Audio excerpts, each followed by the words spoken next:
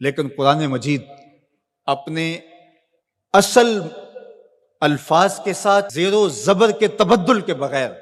صدیاں گزرنے کے بعد آج بھی اسی طرح موجود ہے۔ تو ان روشنیوں کے ہوتے ہوئے، ان اجالوں کے ہوتے ہوئے اگر ہم اندھیروں میں رہیں تو پھر ہمیں ان حالتوں کے اندر ڈال دیا جائے گا آج جس حالت کے اندر ہم موجود ہیں۔ اگر کسی کے پاس ہدایت کا نصاب موجود نہ ہو اور وہ بھٹک جائے تو اس کے بھٹکنے کا تو پھر بھی جواز ہوتا ہے کہ ان کے پاس کچھ تھا نہیں، ہادی نہیں تھا، راہبر نہیں تھا، اندھیرا تھا، چراغاں نہیں تھا تو بھٹک گئے۔ ایک نابینا کسی کنویں میں گر جائے تو لوگ اس کو نکالنے کی کوشش کرتے ہیں، اس کو کوستے نہیں ہیں،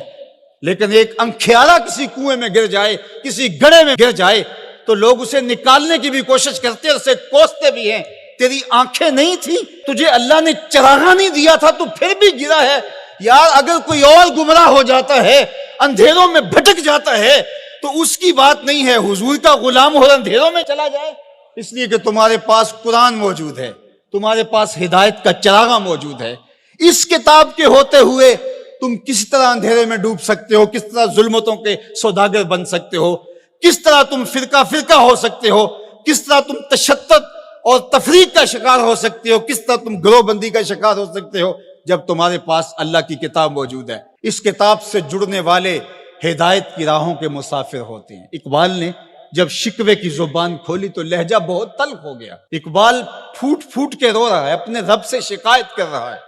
صفائے دہر سے باطل کو مٹایا ہم نے، نوع انسانی کو غلامی سے چھڑایا ہم نے، تیرے کعبے کو جبینوں سے بسایا ہم نے، تیرے قرآن کو سینوں سے لگایا ہم نے، پھر بھی ہم سے گلا ہے کہ وفادار نہیں، ہم وفادار نہیں، تو بھی تو دلدار نہیں۔ کہا کہ مالک ہم نے کیا کیا نہیں کیا، جنگوں کی مصیبتیں سہی، تکلیفوں سے گزرے، اذیتیں سہی، تیرے نام پہ تلوار اٹھائی، جنگ و جدل کے بازار گرم ہوئے، ہم نے جگر پارے دیے شہادت کے لیے،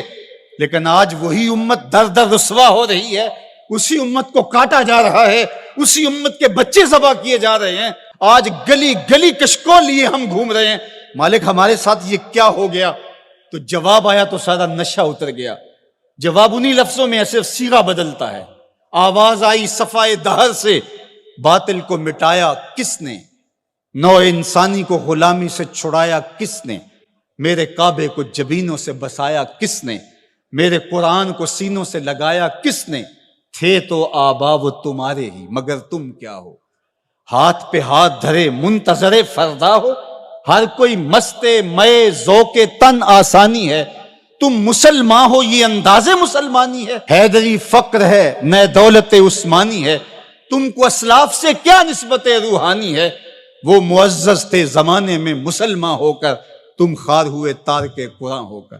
تمہاری پستی، ذلت، زبوحالی، نکبت، رسوائی کا سبب اس کتاب کے دامن کو چھوڑ دینا ہے۔ اتنی روشنیوں کے ہوتے ہوئے، اتنے اجالوں کے ہوتے ہوئے تم اگر در بدر بھٹک رہے ہو تو یہ تمہارا قصور ہے۔ یہ امت جن کو اللہ نے قرآن دیا